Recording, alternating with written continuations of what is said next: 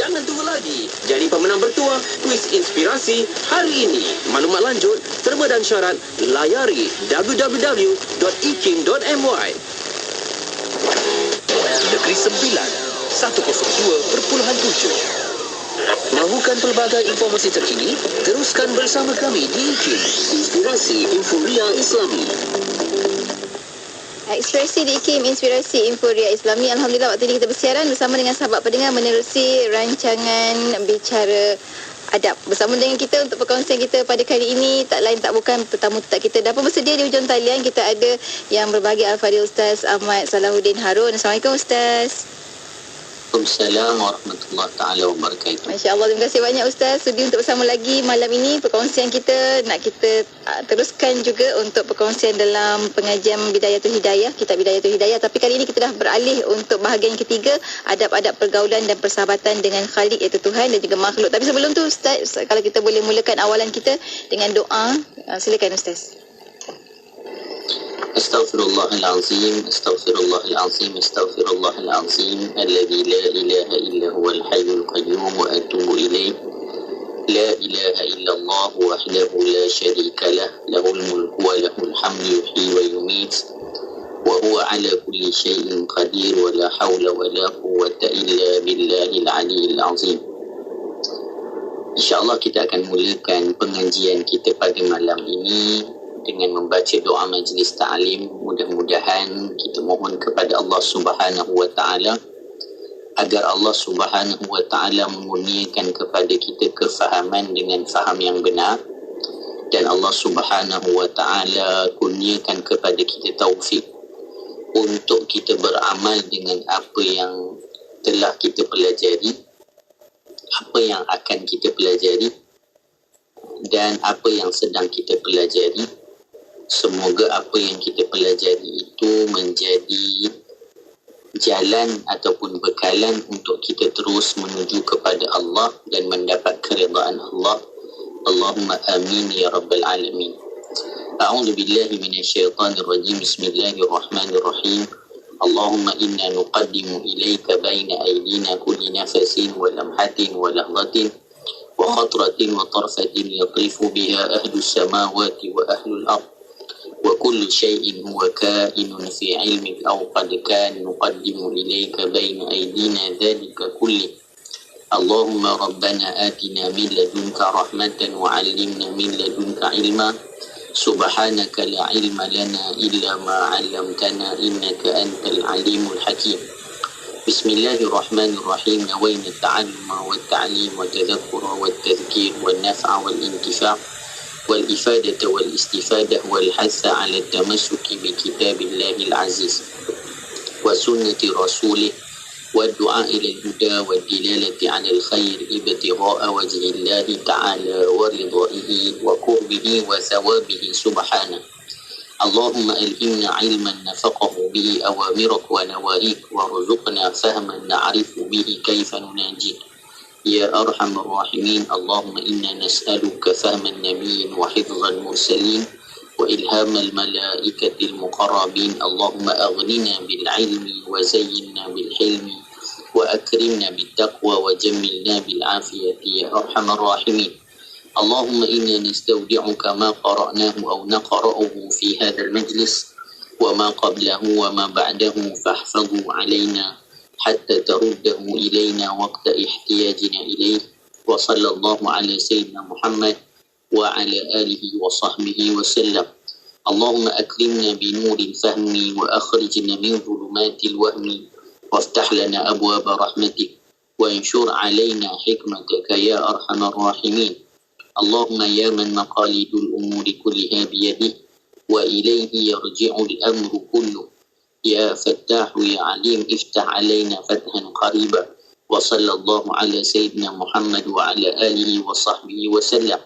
بسم الله الرحمن الرحيم. رب اشرح لي صدري ويسر لي أمري واحلل عقدة من لساني يفقه قولي وسدد ألسنتنا واهد قلوبنا وافعل كذلك بأحبابنا أبدا وارزقنا كمال فتوح العارفين والفقه في الدارين مع كمال الإخلاص والصدق واليقين والعافية والغنى والنصر والحفظ والنفع والانتفاع وخيرات الدارين وعلوم الأولين والآخرين وصلى الله على سيدنا محمد وعلى آله وصحبه وسلم والحمد لله رب العالمين.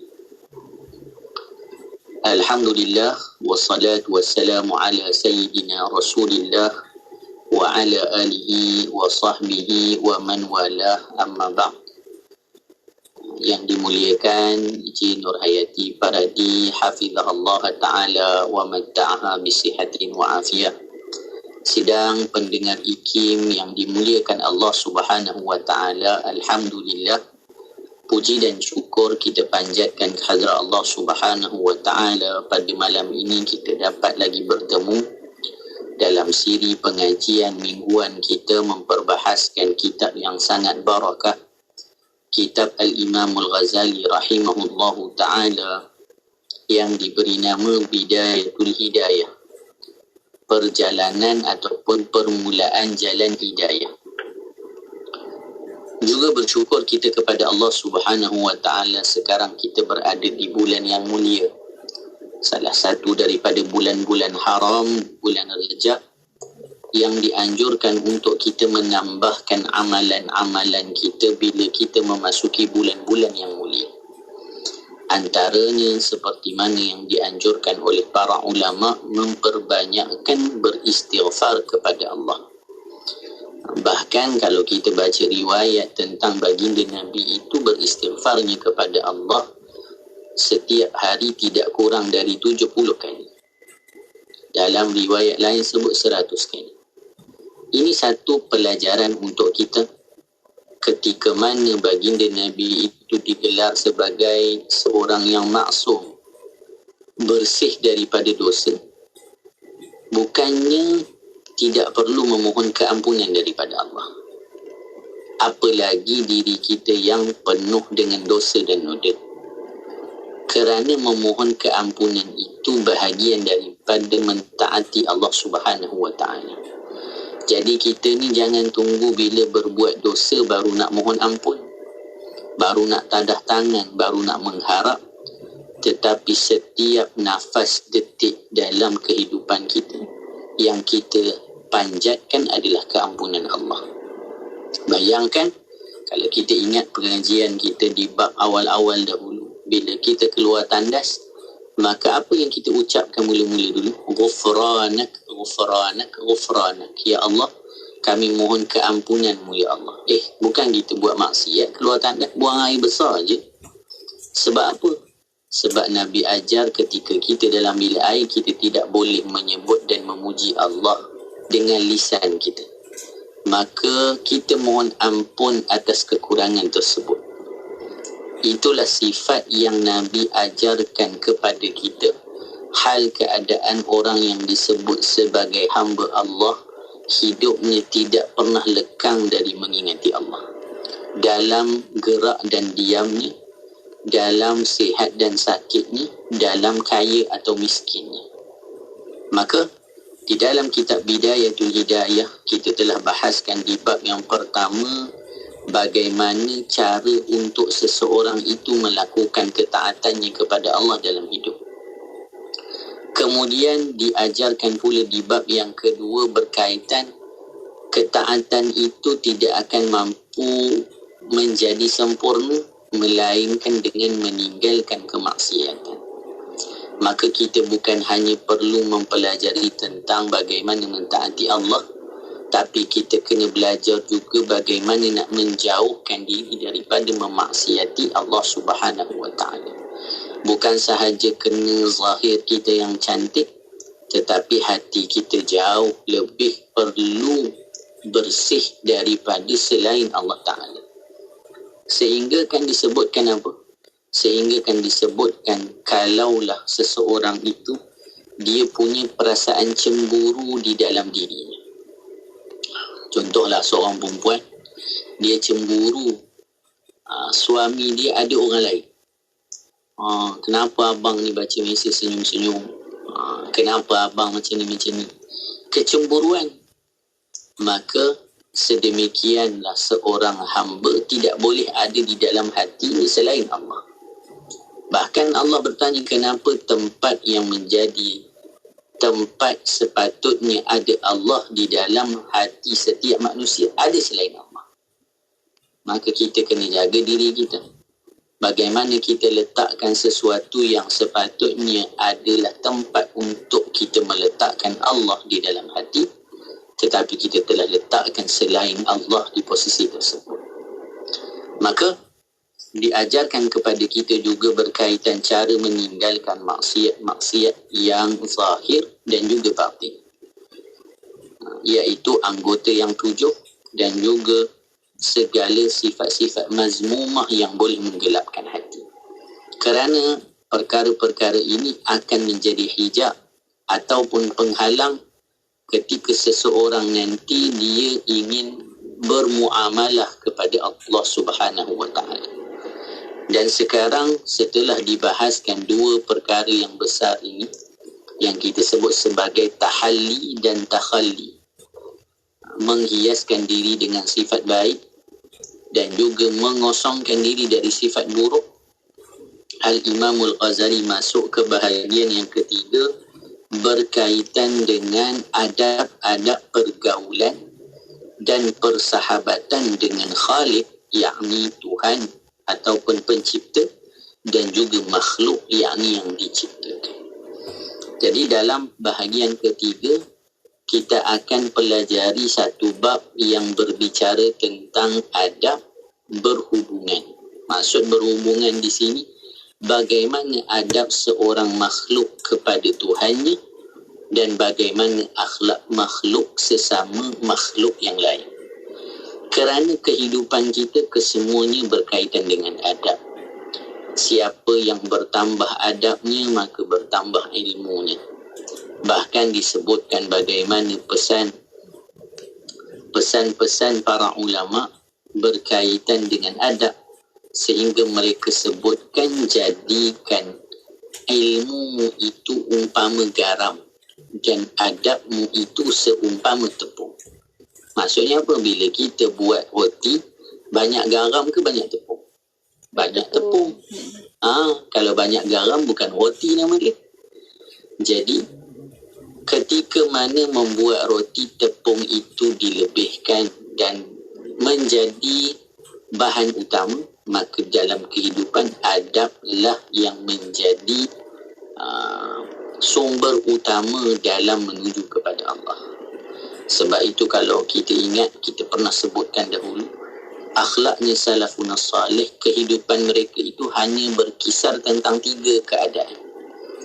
Pertama, mereka melazimi ilmu, ngaji, menuntut ilmu.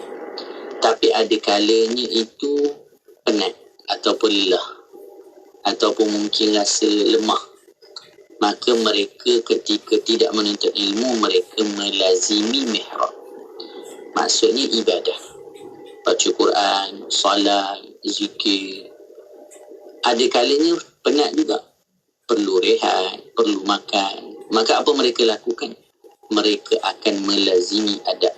Maksudnya ketika mana makan ikut sunnah. Ketika mana mereka tidur seperti mana yang Nabi anjurkan. Maka jadilah kehidupan mereka semuanya ibadah, bahkan semuanya kerana Allah Subhanahu wa ta'ala. Sebab itu para guru kita pesan dalam kehidupan kita banyak tanggungjawab. Tak adalah orang kata saya ni kerja, saya penat, isteri saya kat rumah, dia tak apalah duduk rumah. Tak. Isteri kita duduk rumah contohnya, dia pun ada tanggungjawab dia. Kemas rumah, jaga anak, pakaian kita dibasuh, disiapkan, dirapikan. Maka semua orang ada lelahnya sendiri. Tapi kita jangan katakan itu lelah, tapi kita katakan lillah. Bukan lelah, lillah. Kalau lelah sia-sia, tapi kalau lillah maka akan beroleh pahala. Allah itu maha adil, Allah itu maha mengetahui. Jangan risau orang lain tak tahu, orang lain tak hargai. tidak ada boleh dibandingkan dengan apa yang akan Allah balas. Kalau kita lakukan semua dalam hidup itu kerana Allah Subhanahu Wa Taala. Kalau Allah yang membalas ni, maka jawapannya balasan tersebut tidak akan ada batasnya. Kalau balasan dari manusia, ya ada sempadan, ada kadarnya, ada time banyak, ada time sikit. Kalau hujung bulan banyak sebab baru gaji. Tapi kalau tengah bulan, ya cara tengah bulan. Maka mengharaplah kepada balasan daripada Allah Subhanahu Wa Taala. Baik, kita masuk pada malam ini di bahagian ketiga, berkaitan dengan bagaimana adab-adab dalam seseorang itu bermuamalah dengan Allah Subhanahu Wa Taala. Bismillahirrahmanirrahim. Kalau di kitab kita di halaman 144, betul? Betul, baik. Ketahuilah bahawasanya sahabatmu yang tidak pernah bercerai daripadamu, sama ada engkau berada di kampung maupun musafir. Ini disebutkan dalam tajuk fasal yang pertama, adab-adab dengan Allah Ta'ala. Apa yang perlu kita hadirkan dalam muamalah kita dengan Allah? Apa yang perlu kita tahu ketika mana kita mencintai seseorang, bersahabat dengan seseorang? Kita kena tahu yang kita cintai itu sendiri akan berpisah dengan kita. Tetapi bila disebut tentang Allah Ta'ala, maka tiada berpisahnya di mana sahaja. Sebab itu ketika mana disebutkan dalam kisah Al-Imam Ibrahim Ibn Adham, ditanya tentang seseorang bertanya pada dia, wahai imam, boleh tak saya minta keringanan, rukhsah, saya nak berzina? Maka Imam Ibrahim Ibn Adham kata boleh, dengan beberapa syarat. Yang pertama, kamu jangan berzina di tanah tempat milik Allah Ta'ala. Pergi cari yang lain. Jawapannya ada tak? Tak ada. Ditanya lagi yang kedua, kalau macam tu boleh, tapi kamu kena makan makanan selain daripada rezeki Allah yang Allah bagi pada kamu. Ada tak? Tak ada. Maka bagaimana kamu nak bermaksiat sedangkan rezeki itu kamu ambil daripada tuannya? Macam mana kamu nak maksiat di tempat tanah itu milik tuannya? Tak boleh lah. Maka kemudian dia kata, kalau kamu nak berzina, nak maksiat, maka maksiatlah di tempat yang tidak dilihat Allah. Maksiat di tempat yang tak dilihat Allah pun tak boleh dijawab, mana di tempat tak dilihat Allah. Habis tu macam mana kamu boleh tidak malu untuk melakukannya? Maka kemudian ditanya lagi, kalaulah kamu nak maksiat juga, maka kamu kenalah boleh memberitahu malaikat. Maksudnya apa? Kalaulah didatangi kepadamu malaikat maut, maka kamu cakap pada dia, tunggu sekejap, saya ingin bertaubat. Adakah dia akan meninggalkan? Dia tak akan meninggalkan. Jadi macam mana kamu nak berzina? Dan yang kelima disebutkan apa?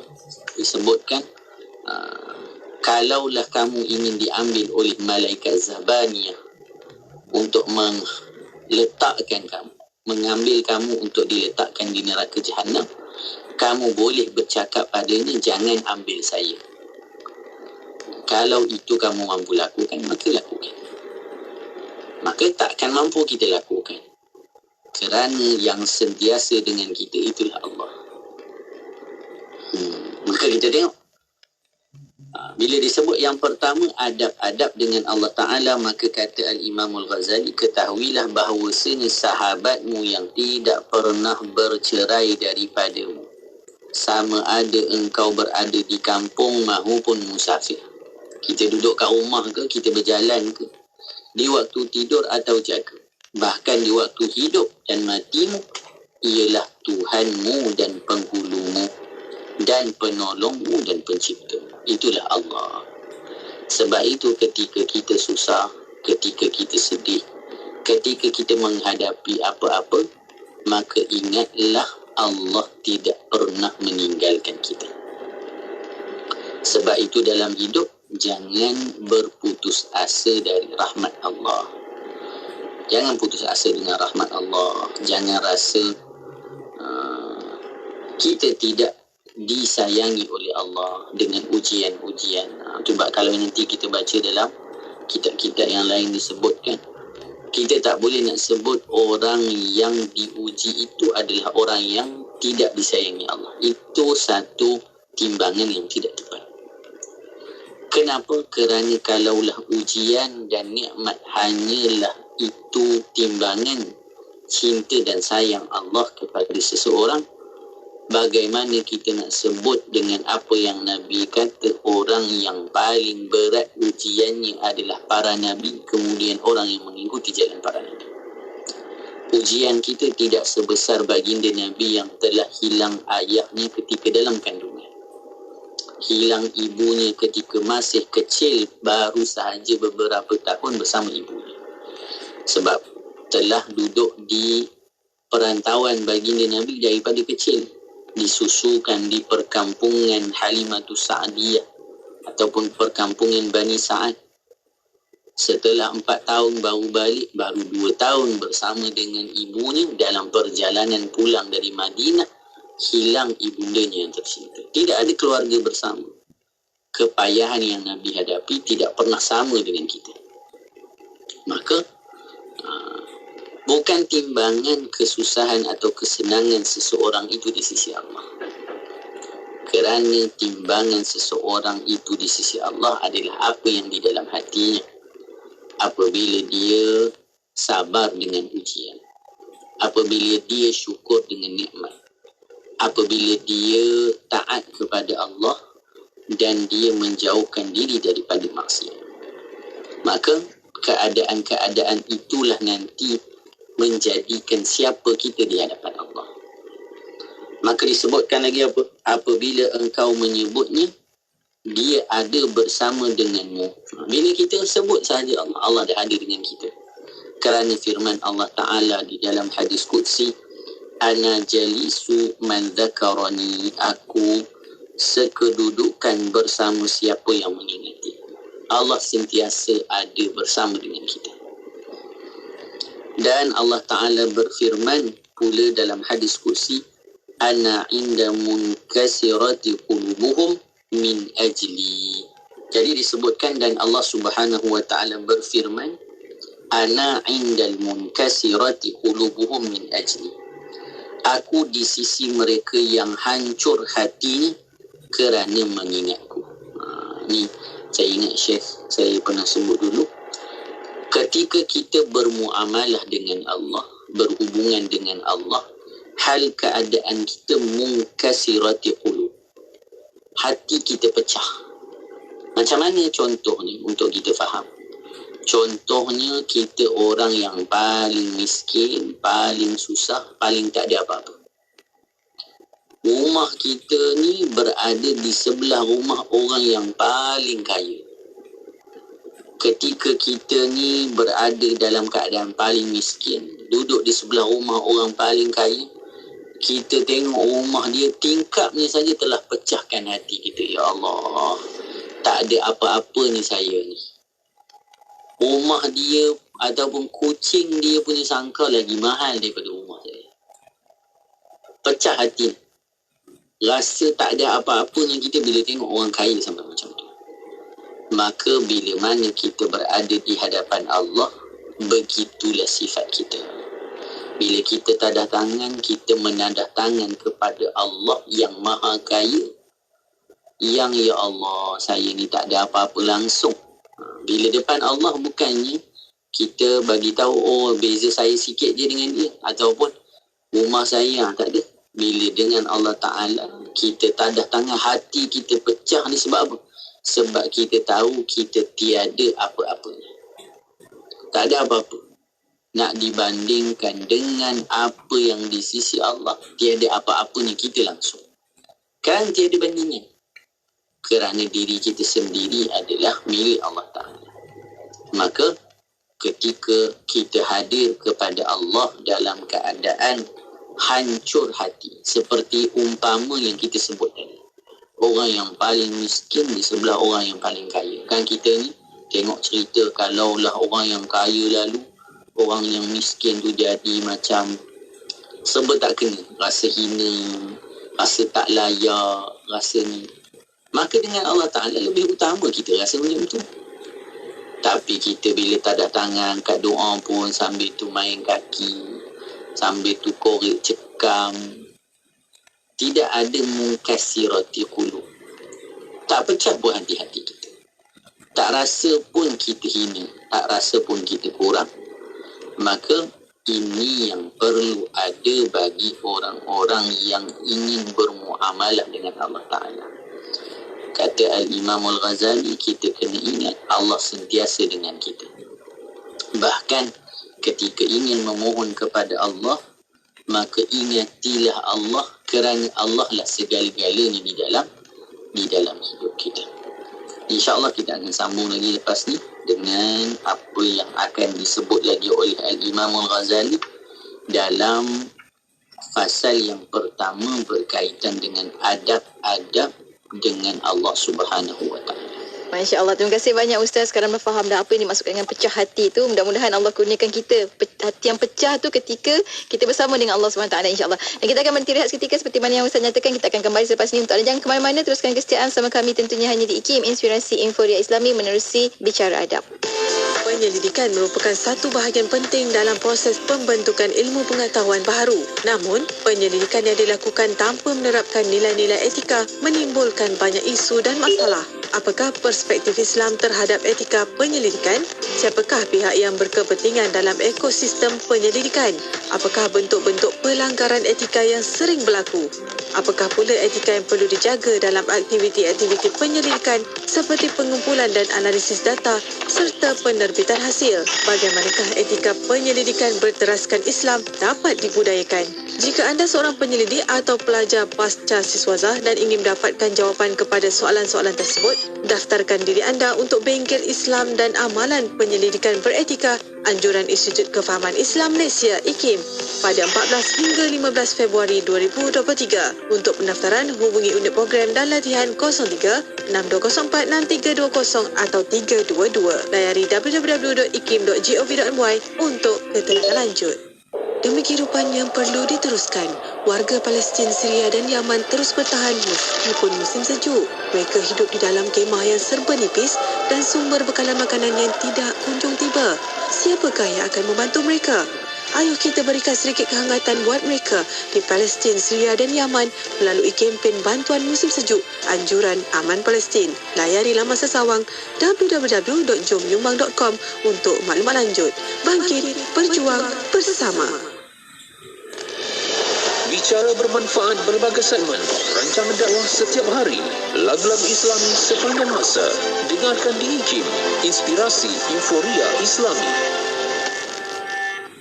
Inspirasi Inforia Islami tentunya hanya di Radio Institut Kefahaman Islam Malaysia. Perkongsian Bicara Adab kita teruskan lagi bersama dengan Al-Fadhil Ustaz Ahmad Salahuddin Harun. Berkongsi dengan kita hari ini, kita dah berada untuk bahagian ketiga dalam kitab Bidayatul Hidayah. Pergaulan, ada pergaulan dan juga persahabatan dengan Khalik dan juga makhluk. Ustaz, kita teruskan sambung lagi perkongsian kita Ustaz di halaman yang ke-144 ini tadi. Silakan Ustaz. Bismillahirrahmanirrahim. Terima kasih kepada DJ Nur Hayati Paradi, hafizahullah ta'ala wa matta'aha bisihatin wa afiyah. Kata Al-Imam Al-Ghazali, jikalau engkau ma'rifat akan Tuhanmu, jikalau engkau mengenal. Jadi dalam kehidupan kita, perkara yang utama perlu kita lakukan adalah mengenal Allah. Ini pesanan Imam Ghazali untuk kita kenal, supaya tumbuh rasa ta'zim Allah Subhanahu wa Ta'ala dalam diri kita. Mengagungkan Allah itu menjadi satu perkara yang besar dalam hidup kita. Barulah kita akan utamakan Allah dalam semua tindak tanduk kita. Maka Jikalau engkau ma'rifat akan Tuhan dengan sebenar ma'rifat, pasti engkau akan menjadikannya sebagai sahabat dan engkau meninggalkan yang lain daripada. Ni Imam Ghazali kata, kalaulah kita dah betul-betul mengenal Allah, maka di dalam hidup kita, kita akan rasa cukuplah Allah Ta'ala. Tak perlu pada yang lain dah. Itu je nak bagi tahu. Maka Al-Imam Al-Haddad dalam syairnya, beliau sebutkan, qad kafani ilmu rabbi min su'ali wa ikhtiyari. Kita selalu dengar ni, fa du'ai wa ibtihali syahidun li biftiqar. Imam Haddad kata apa? Qad kafani ilmu rabbi, cukuplah bagiku pengetahuanku tentang Tuhan. Min su'ali wa ikhtiyari, daripada aku minta apa-apa dan aku pilih apa-apa. Sebab apa? Bila seseorang telah mengenal Allah dan meyakini apa yang di sisi Allah, apa lagi pilihan yang dia nak buat? Apa lagi yang dia nak minta? Kerana dia meyakini pilihan Allah dan ketentuan Allah secara total. Kan orang, kalau contohlah orang perempuan, dia dah yakin dengan mak ayah dia, dia tahu mak ayah dia akan tentukan yang baik untuk dia, dia tak cari jodoh pun, kan? Dia kata, saya dah setelah dah kat mak saya mana pilihan baik untuk mak, baiklah untuk saya, gitu je. Takkan tak pilih.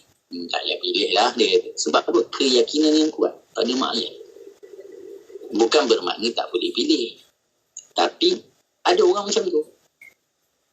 Maka orang yang dia mengenal Allah dengan siapa Allah itu, maka sampai tingginya keyakinannya, sampai itulah berlaku. Apa yang didapati, apa yang diperoleh, tiada tiada istilahnya macam tu lah. Kita kan selalu ni, kita ni yang lemah imannya, yang kurang, kita jangan tunjuk kat orang lain. Siapa yang macam ni, tak payahlah, kita lah. Kita ada je kejap, kejap, macam-macam. Tapi orang-orang soleh, mereka salamantu sadri, terima, ridha.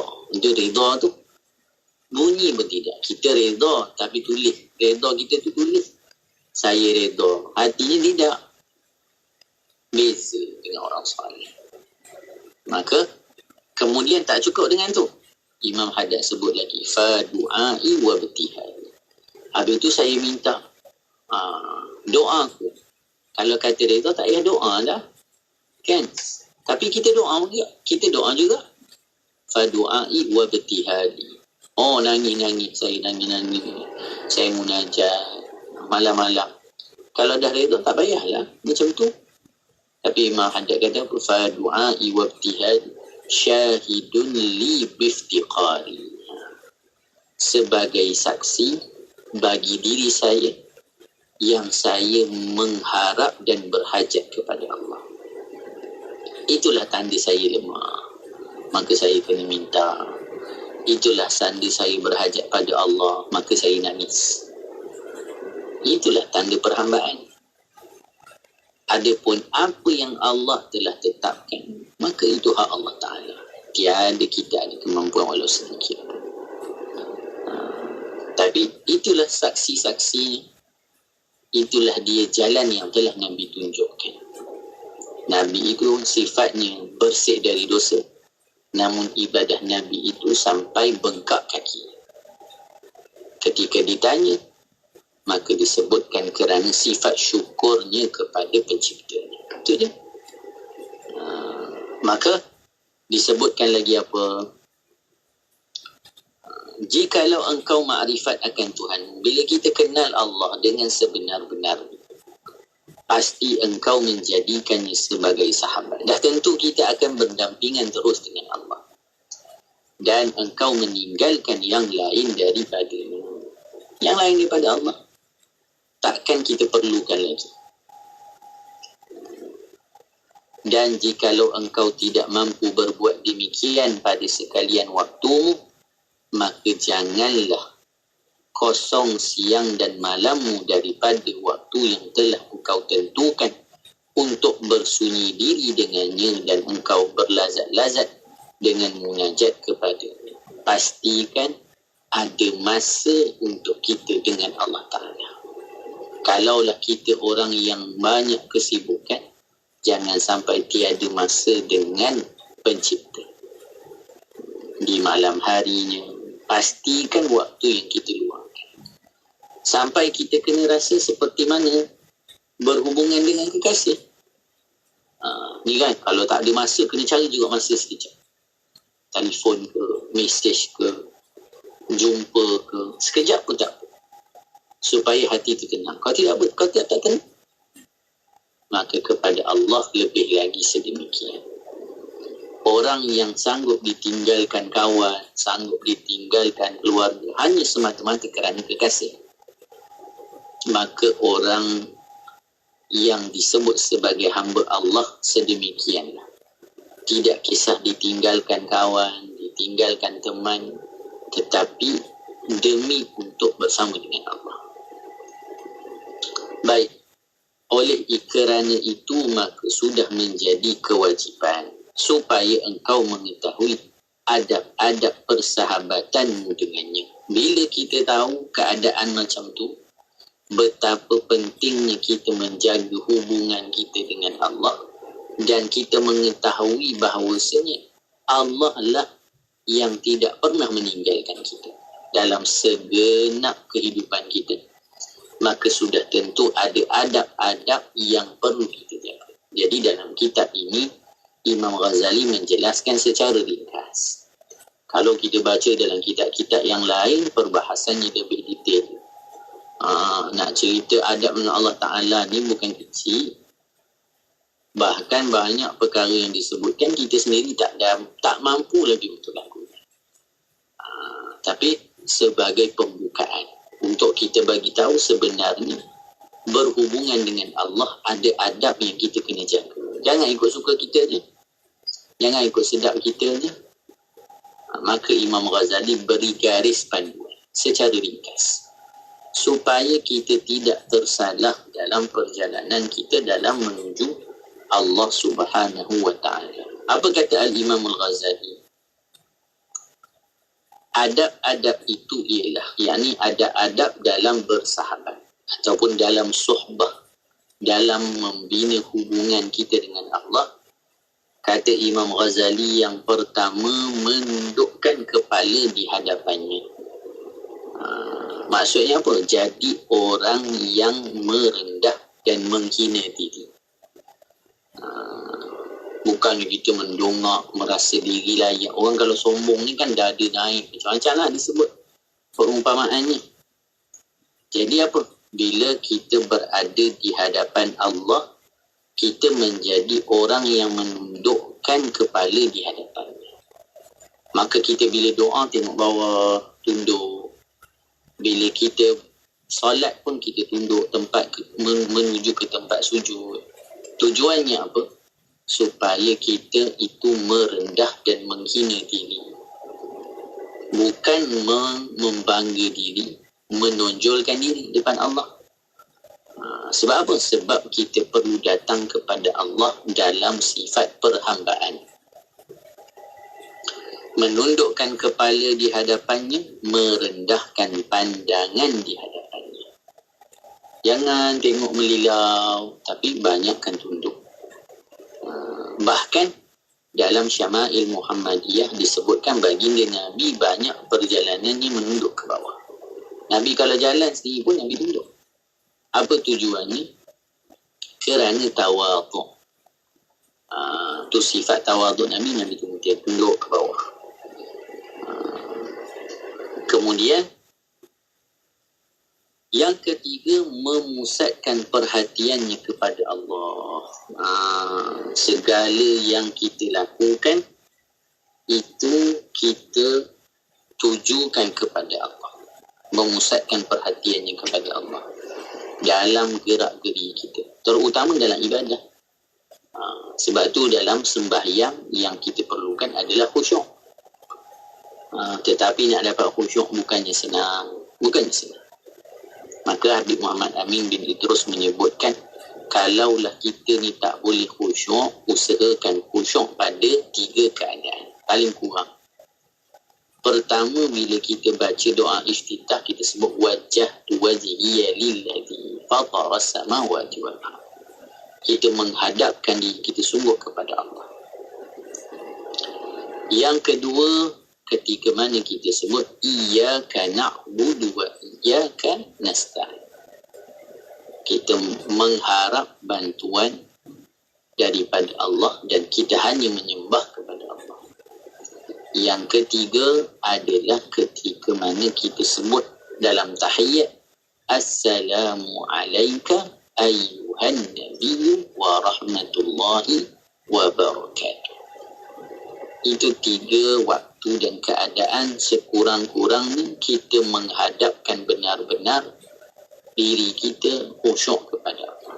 Nak dapat khusyuk ni susah. Saya ingat Habib pernah ceritakan ada kisah bagaimana Nabi SAW pernah sebutkan kepada sahabat, siapa yang boleh khusyuk, maka saya ataupun Nabi hadiahkan unta pada dia. Maka ada sahabat kata, ya Rasulullah, saya solat. Dia pun solat dengan khusyuknya. Dalam tahiyat akhir, dia terfikir, unta mana satu Nabi nak bagi ni. Tengah khusyuk tu pun didatangkan ataupun datang ingatan, perasaan sedemikian. Sebab itu khusyuk ni bermula bukan ketika lafaz takbir Allahu Akbar, tetapi bermula dari kesempurnaan wuduk yang diambil lagi. Sempurnakan wuduk kita supaya kita benar-benar merasai siapa yang akan kita bertemu dengannya. Kemudian yang keempat, mendiamkan segala anggota badan. Apa maksud mendiamkan segala anggota badan? Kita diamkan anggota badan kita daripada sebarang jenis percakapan ataupun perbuatan yang tidak berfaedah dalam agama. Bukan duduk diam ni, maksudnya tak buat apa yang tidak memberi faedah pada agama. Sebab itu dalam hadis Nabi kata apa? Man kana yu'minu billahi wal yawmil akhir falyaqul khairan aw liyasmut. Siapa yang beriman kepada Allah dan hari akhirat, maka dia cakap yang baik-baik ataupun dia diam. Dia cakap yang baik-baik, kalau tidak dia diam. Kemudian bersegera mengikuti perintahnya. Bila disuruh maka lakukan. Yang keenam, menjauhi larangan. Yang ketujuh, tidak menyangkal perbuatannya. Maksudnya apa? Tidak menunjukkan rasa tidak puas hati terhadap takdirnya.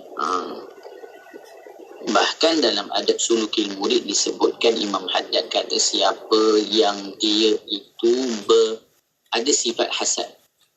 Kita belajar, kita sebut dulu dalam bab yang kedua, bab hasad. Maknanya dia tak puas hati ada orang dapat sesuatu nikmat yang dia tak dapat, contohnya. Ataupun dia ingin nikmat itu hilang daripada orang lain. Maka kata Al-Imam Al-Haddad, ini orang yang sedang berbantah-bantah dengan takdir Allah. Sebab apa? Sebab dia tak puas hati, kenapa orang tu dapat, saya tak dapat. Kenapa Allah bagi kat dia, saya Allah tak. Maka ketika berhubungan dengan Allah, ini adalah adab yang perlu kita jaga. Yang ke-8, mengekali zikir, yakni ingat kepada, sentiasa mengingati Allah. Sama ada dalam ibadat yang khusus ataupun dalam kehidupan seharian. Yang ke-9, melazimi fikir tentang kudrahnya. Sentiasa fikir tentang kekuasaan Allah. Sentiasa fikir tentang apa yang Allah Subhanahu wa ta'ala telah jadikan. Supaya ni semua untuk menambah azamatullah, keagungan Allah dalam diri. Yang ke-10, mengambil yang hak dan meninggalkan yang batil. Maka sebab itu diajarkan kepada kita doa, Allahumma arinal haqqa warzuqna ittiba'ah wa arinal batila warzuqna ijtinabah. Ya Allah, perlihatkan kepada saya yang benar itu benar, sampai saya dapat ikuti.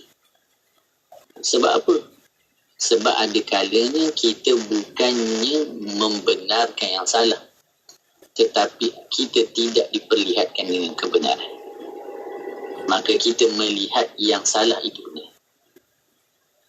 Maka kita perlu minta kepada Allah agar Allah perlihatkan kita yang benar supaya kita dapat mengikut kebenaran. Kemudian disebutkan tidak berharap kepada makhluk. Segala yang kita lakukan maka pasrahkan kepada Allah. Ni lagi susah untuk kita buat. Kalau kita bincang ni panjang lah. Adakah tak boleh minta tolong pula dengan orang? Itu soalan. Ustaz, tak boleh ke minta tolong dengan orang? Bukan macam tu. Tetapi yang nak dimaksudkan apa dia? Bagaimana ta'alluq hati kita hanya kepada Allah. Kita berusaha, kita minta bantuan manusia dan sebagainya. Itu bahagian daripada usaha tanpa menyandarkan kesan dan juga keputusannya kepada makhluk. Serahkan kepada Allah. Tunduk kerana kehebatan. Tunduk kepada Allah kerana keagungan Allah. Pecah hati kerana malu daripadanya. Ni keadaan kita. Bila nak minta kepada Allah, rasa tak ada apa-apanya, rasa tak layak pun nak minta, rasa siapalah kita. Macam tu keadaan. Bila kita doa depan Allah, ya Allah, saya ni macam ni, saya ni begini, saya sebenarnya begini. Jangan kita minta tu macam kita kena dapat. Kalau Allah tak bagi, Allah salah. Itu selalu keadaan kita. Kalau Allah tak bagi tu, macam, kenapa saya tak dapat? Itu yang selalu jadi pada kita.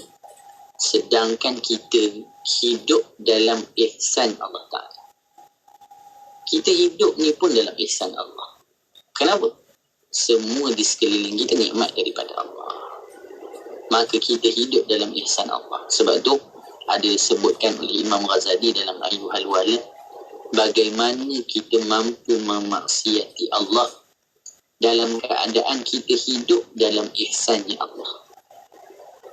Hidup semua dalam nikmat Allah, tiba-tiba kita gunakan nikmat tersebut untuk maksiat pada Allah. Ajaib kita. Kan? Kemudian ke-14, merasa tenang dalam kehidupan kerana percaya dengan jaminannya. Berjalanlah dengan tenang di atas takdirnya. Maka dalam Hikam Ibnu Athaillah dia sebutkan, ijtihaduka fima dhumina laka wa taqsiruka fima tuliba minka dalilun ala intimasil basirati minka. Ijtihaduka, kesungguhan, susah payah melakukan apa yang telah Allah jamin, dan kelalaian dalam melakukan apa yang diperintahkan. Itu tandanya matinya hati-hati. Kita pening tentang rezeki, kita pening tentang ajal maut. Itu semua dalam jaminan. Dah tentukan dah masa kita dalam. Ketika ditiupkan roh pada kita, maka ketika itu dah ditentukan dah kita ni. Tapi itu kerisauan kita. Sedangkan yang dituntut pada kita mentaati Allah, beribadah padanya, kita masih lagi lakukannya sambil Kemudian yang terakhir dalam adab-adab menuju ataupun beribadah ataupun bersuhbah kepada Allah, kata Imam Ghazali, bertawakal, berserah diri. kepada kelebihannya kerana percaya dengan pilihannya. Ni yang kita nak. Orang-orang yang hidupnya mengharap kepada Allah, maka yakin dengan apa yang telah Allah tentukan. Maka disebutkan apa? Maka inilah sekalian adab yang patut menjadi pakaian. Ini yang perlu kita amalkan di waktu siang dan di waktu malam, bersama dengan sahabatmu yang tidak pernah bercerai darimu, yakni Allah. Bahkan orang yang kalau punya sifat begini, dah tentu kita akan tengok tidak ada yang keluar daripadanya kata-kata melainkan hikmah. Tiada kata-kata yang kasar, tiada yang menyakitkan hati, tiada yang mengguris perasaan. Kerana apa? Kerana adabnya kepada Allah. Bukan adab dengan kawan-kawan, tetapi kerana menjaga adab dalam persahabatannya dengan Allah Ta'ala, maka sudah tentu dirinya akan menjadi sebaik-baik hamba. Bersalahan dengan makhluk, maka engkau berpisah dengan mereka pada sebahagian masamu. Fasal yang kedua, adab-adab orang alim ataupun adab-adab seorang guru. Ini nanti akan kita bahaskan pula dalam perbahasan berikutnya. Maka guru itu ada adabnya, murid itu ada adabnya.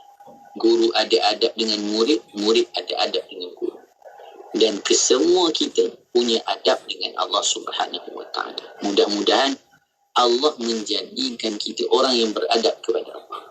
Kita tak mampu pun nak beradab kepada Allah dengan adab yang Allah kehendaki, melainkan Allah membimbing kita untuk beradab kepada-Nya.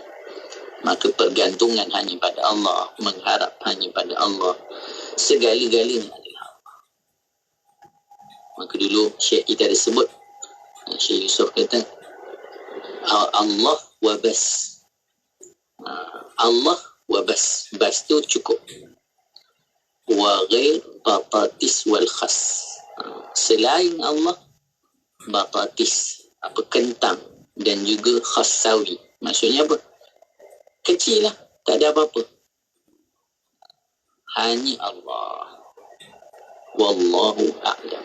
Masya Allah, di hujung tu dia sangat menarik. Tiba-tiba lah Ustaz cakap Urdu. Ustaz Urdu kan Ustaz kan? Tak. Okay. Urdu kena Ustaz Lufi. Masya Allah, Masya Allah. Dia cakap Arab. Masya Allah. Tapi Alhamdulillah. Terima kasih banyak Ustaz untuk perkongsian pada hari ini. Sama-samalah kita kan belajar sesuatu untuk menjadi orang-orang yang beradab dengan Allah Subhanahu Wa Taala, pencipta kita. Masya Allah. Terima kasih banyak Ustaz untuk perkongsian pada kali ini Ustaz. Sampai kita bertemu lagi minggu hadapan insya-Allah Ustaz. Assalamualaikum. Waalaikumsalam warahmatullahi taala wabarakatuh. Dan untuk anda sahabat pendengar, teruskan kesetiaan bersama kami tentunya hanya di IKIM Inspirasi Inforia Islami.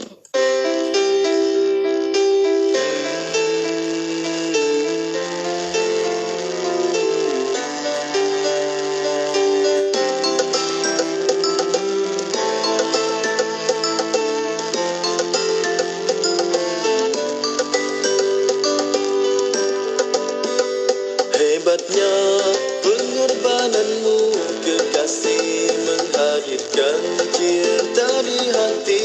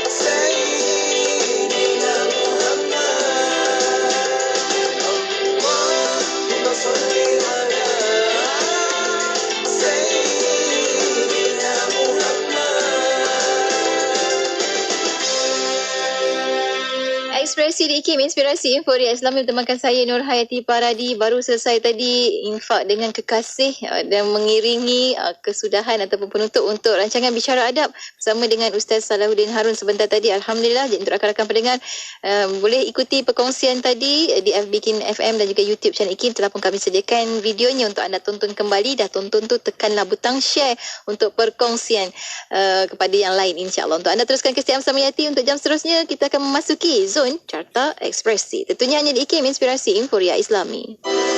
Assalamualaikum. Smiling is viewed across cultures as a sign of friendliness. Smiling gives happiness to others. The Prophet Muhammad sallallahu alaihi wasallam smiled often and with real joy. Let's follow this simple sunnah and gain all the benefits that come with it, inshallah. I'm Abdulaziz Ahmed Fredericks, sharing with you a smiley message on IKIM. Inspirasi Inforia Islami, semuanya di IKIM.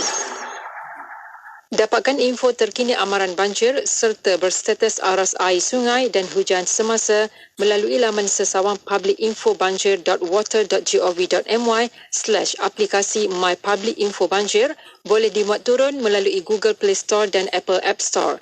Pesanan ini dibawakan oleh Kementerian Komunikasi dan Digital KKD. Kuis Inspirasi kembali lagi. Hadiah wang tunai hampir RM10,000 menanti anda. Caranya mudah saja. Tunggu isyarat memanggil menerusi slot warna pagi dan destinasi setiap Isnin hingga Jumaat bermula 1 Februari hingga 17 Mac 2023. Jadi pemanggil terpantas dan jawab soalan untuk menang wang tunai RM150. Ganjaran hadiah akan digandakan untuk slot seterusnya jika tiada pemenang. Jangan tunggu lagi. Jadi pemenang bertuah Kuis Inspirasi hari ini. Maklumat lanjut, terma dan syarat layari www.ikim.my.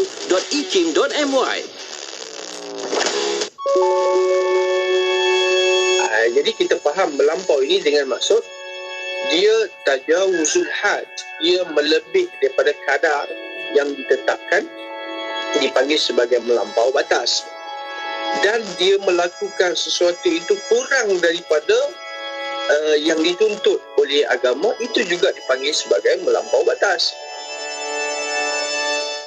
Undi lagu-lagu kegemaran anda dan artis-artis kesayangan anda menerusi Carta Ekspresi. Setiap Isnin hingga Khamis.